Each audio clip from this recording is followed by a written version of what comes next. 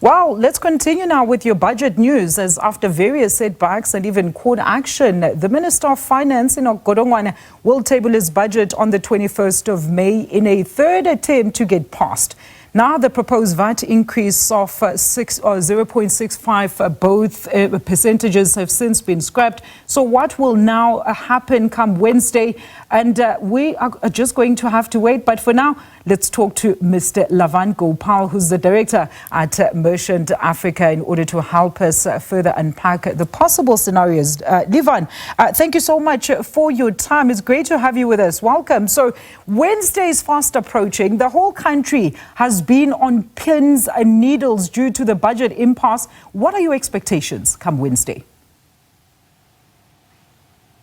I think the world will be watching with curiosity, and a number of South African business people and analysts are very, very much interested to see that this budget ends up being a successful and accepted budget, and we don't see a fourth version of the budget. And this is the final one that happens this week. Some of the important aspects of the budget has been the question of VAT.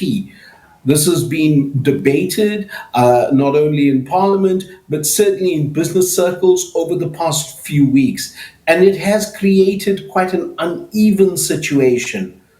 As you will recall, and your viewers will note, initially the Minister of Finance had expected or was going to increase VAT. He then had to make changes to reduce the increase, and now it would seem that VAT will be with a zero increase. But this still leaves question marks where there will be shortfalls in the budget. And that's exactly it, right, Lavan? Because it seems, as you've just rightly pointed out, there has been significant changes that will, of course, form this new proposal, including that top of everyone's hopes is the fact that the VAT increase will not form part of this new budget. But then where exactly would Treasury have recouped or found the missing revenue, as, of course, scrapping the increase actually necessitated a reduction in spending so that we can at least maintain a neutral impact on the budget deficit? So where would this shortfall then suddenly have come from, you think? So let's consider why we actually needed that VAT increase. This was something well thought out by the minister and his team. They had realized that there is a shortfall of some 70 to 75 billion, and that the VAT increase would be something that was needed to solve that puzzle. They also ensured that many items would be zero rated. Now that there had been resistance from various parties, including their own partners in the GNU, who had been well aware of these VAT increases before their dramatic announcements in Parliament, we now have a situation where that shortfall will have to be sourced. So in the past few weeks, you've seen changes in terms of what was the COVID relief, and that will now be done away with in the next budget, or in the next 12 months, so next year's budget, and that is about 37 billion. There's still a shortfall of almost 30 billion that they may have to find by increasing sin tax. They could look at playing with sugar. We've heard from the finance minister's office that there will be no changes in income tax. So this is something of a relief to all of us.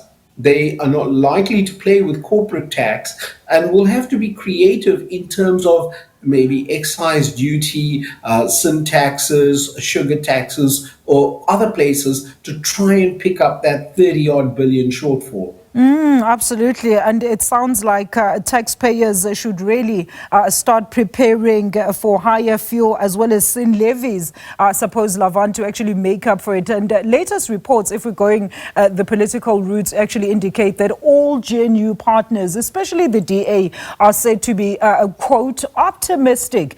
We saw Standard & Poor yesterday changing our growth slightly and dropping our projections, projected growth slightly lower, with the latest unemployment figures also showing an uptick just this week. How long then do you think it will take for the country to actually start economic recovery at this pace, Lavan? We definitely will be looking forward to strong economic recovery. So that your viewers are aware, our unemployment officially sits north of 32%. The real unemployment may be even higher than 40%.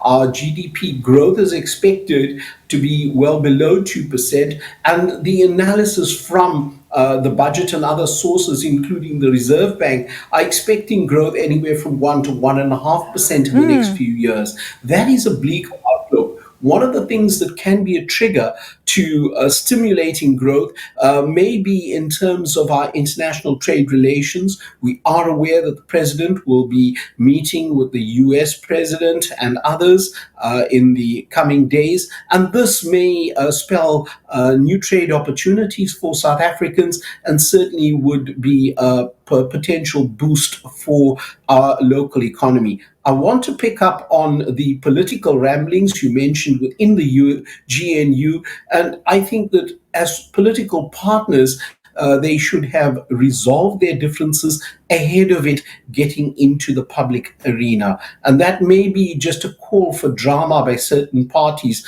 publicly objecting to VAT increases when they were in the drawing room, well aware of the increase before the announcement. So I think that there may have been drama on the part of the DA and others, and if they want to be loyal to the GNU, it is best that they resolve their differences behind closed doors before creating 3 iterations of a budget. Lavan, we're going to keep it there on that optimism note. Thank you so much for your input, Mr. Lavan Gopal. There is the Director at Merchant Africa, with some analysis as we look ahead, of course, to the tabling of Budget 3.0 come the 21st of May. Let's go back to our Tambo International Airport there on your insert screen, as we've just witnessed the takeoff of that flight that is, of course, ferrying televangelist Timothy Omotosho, who we understand is jetting back voluntarily.